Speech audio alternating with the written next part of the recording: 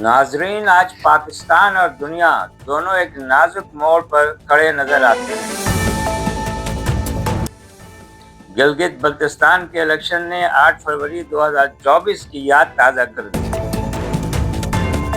گلگت کے عوام فسطائیت کے خلاف شدید احتجاج کر رہے ہیں۔ آزاد جموں اور کشمیر کے حالات بہت ہی خراب ہیں اور وہاں سے ہلاکتوں کی خبریں آ رہی ہیں۔ اب تک کی اطلاع کے مطابق 7 شہری رینجرز کی گولیوں کا نشانہ بنے، جبکہ 4 اہلکاروں کی بھی ہلاکت کی خبر آ رہی ہے۔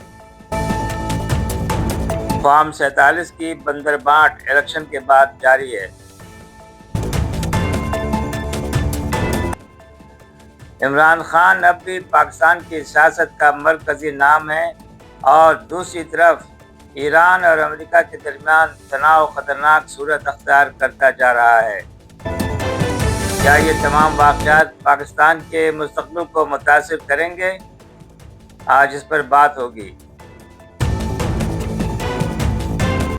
حکومت آزاد کشمیر نے جوائنٹ عوامی ایکشن کمیٹی کو 2014 کے اینٹی ٹیررزم ایکٹ کے تحت کالعدم قرار دے دیا۔ وادی میں تمام فون اور انٹرنیٹ بند کر دیے گئے ہیں۔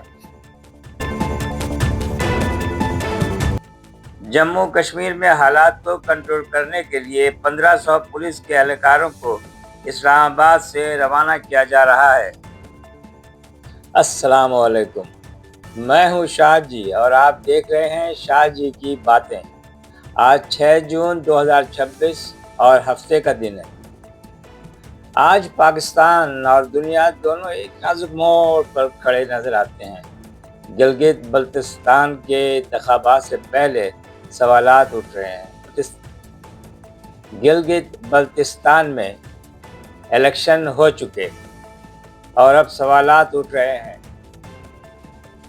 عمران خان اب بھی پاکستان کی سیاست کا مرکزی نام ہے اور دوسری طرف ایران اور امریکہ کے درمیان کشمکش ایک خطرناک مرحلے میں داخل ہوتی دکھائی دے رہی ہے۔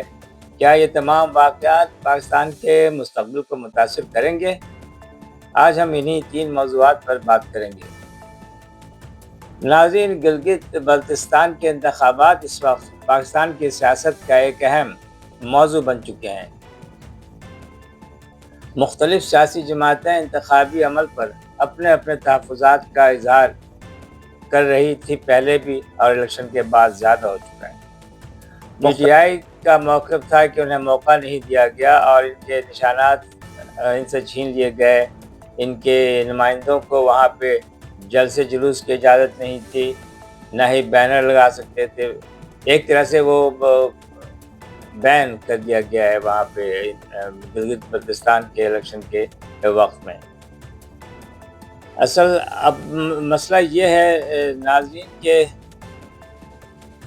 حکومت تو اپنا موقف بیان کرتی ہے کہ کھلی آزادی دی گئی تھی تمام سیاسی پارٹیوں کو، لیکن ایسا نہیں ہے۔ اب سوال یہ ہے کہ یہ کون جیتے گا اور کون ہارے گا، یہ سوال بے سود ہے۔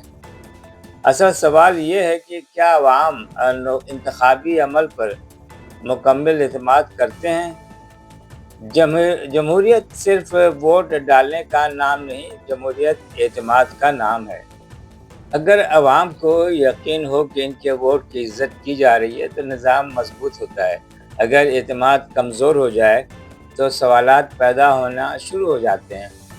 ان پر میرا تجزیہ یہ ہے کہ میری رائے میں پاکستان کو اس وقت سب سے زیادہ جس چیز کی ضرورت ہے وہ سیاسی استحکام اور عوامی اعتماد ہے۔ کسی بھی سیاسی جماعت سے اختلاف کیا جا سکتا ہے، لیکن سیاسی عمل پر عوام کے اعتماد کو کمزور نہیں ہونا چاہیے۔ پاکستان کے تمام اداروں، سیاسی جماعتوں اور ریاستی ڈھانچے کی کامیابی اسی میں ہے کہ عوام کو یقین ہو کہ ان کی آواز سنی جا رہی ہے۔ ناظرین، گلگت بلتستان کے ساتھ ساتھ آزاد جموں کشمیر سے بھی تشویشناک خبریں سامنے آ رہی ہیں۔ مختلف میڈیا رپورٹس کے مطابق احتجاجی مظاہروں اور سیکورٹی فورسز کے درمیان جھڑپوں اور کشیدگی کے واقعات نے عوام میں بے چینی پیدا کر دی ہے۔ ہلاکتوں اور زخمیوں کی اطلاعات بھی موصول ہو رہی ہیں، جبکہ مختلف حلقے ان واقعات کی شفاف تحقیقات اور جواب دہی کا مطالبہ کر رہے ہیں۔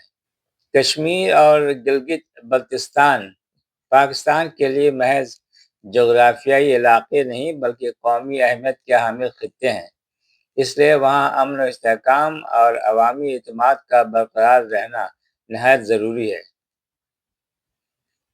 اور جب ہم پاکستان کی سیاسی بے چینی اور عوامی اعتماد کی بات کرتے ہیں تو ایک نام پھر سامنے آتا ہے: عمران خان۔ ناظرین، عمران خان آج بھی پاکستان کی سیاست کا سب سے بڑا موضوع ہے۔ وہ جیل میں ہیں لیکن ان کا سیاسی اثر و رسوخ ختم نہیں ہوا۔ پی ٹی آئی کے کارکن اور حامی اب بھی انہیں اپنی سیاسی جدوجہد کا مرکز سمجھتے ہیں۔ دوسری طرف حکومت اور اس کے حامی یہ موقف رکھتے ہیں کہ تمام معاملات قانون کے مطابق چل رہے ہیں، لیکن اب حقیقت سے انکار ممکن نہیں۔ پاکستان میں آج بھی لاکھوں لوگ عمران خان کے بارے میں جاننا چاہتے ہیں، ان کی صورتحال پر بات کرتے ہیں اور انہیں ملکی سیاست کا اہم کردار سمجھتے ہیں۔ میرے خیال میں عمران خان کے مسئلے کا حل صرف سیاسی محاذ آرائی میں نہیں ہے۔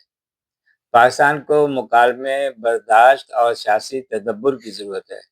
کسی بھی ملک میں جب سیاسی درجہ حرارت بہت زیادہ بڑھ جائے تو اس کا نقصان صرف سیاست دانوں کو نہیں بلکہ پوری قوم کو ہوتا ہے۔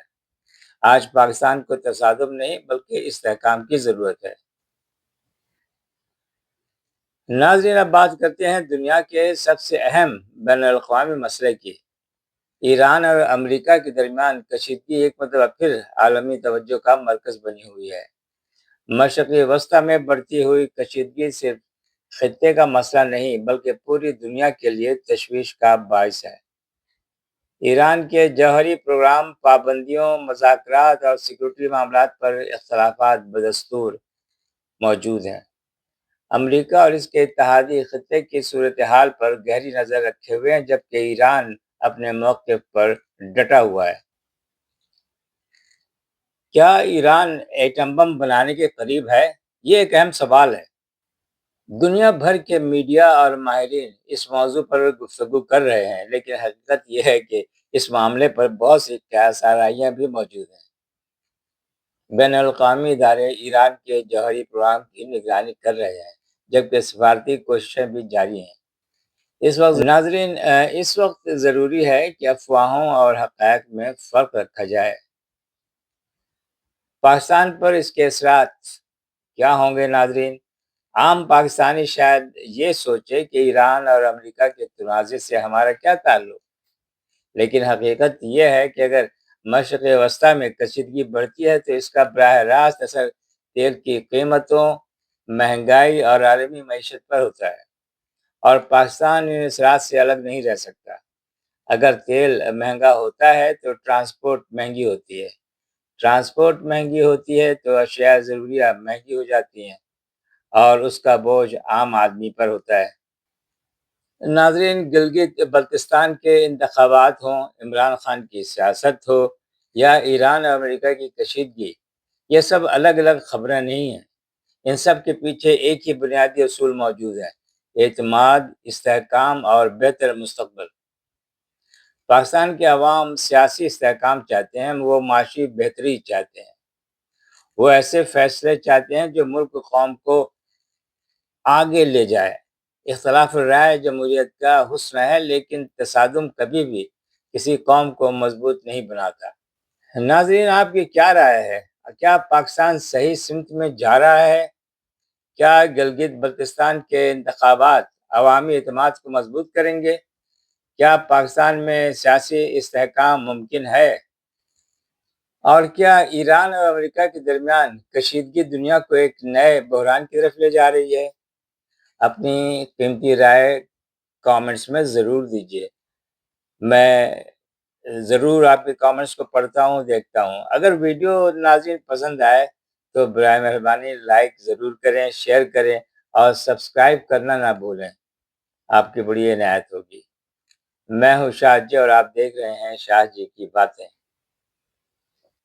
ناظرین، جیسا کہ میں آپ سے ہر دفعہ گزارش کرتا ہوں کہ اگر آپ کو میرا یہ پروگرام شاہ جی کی باتیں پسند آئے تو برائے مہربانی میرے پروگرام کو لائک کریں، شیئر کریں اور سبسکرائب کرنا نہ بھولیں۔ اپنے دوستوں سے بھی کہیں کہ وہ پروگرام دیکھیں اور شیئر کریں تاکہ میرے پروگرام کو تھوڑی سی بوسٹ ملے۔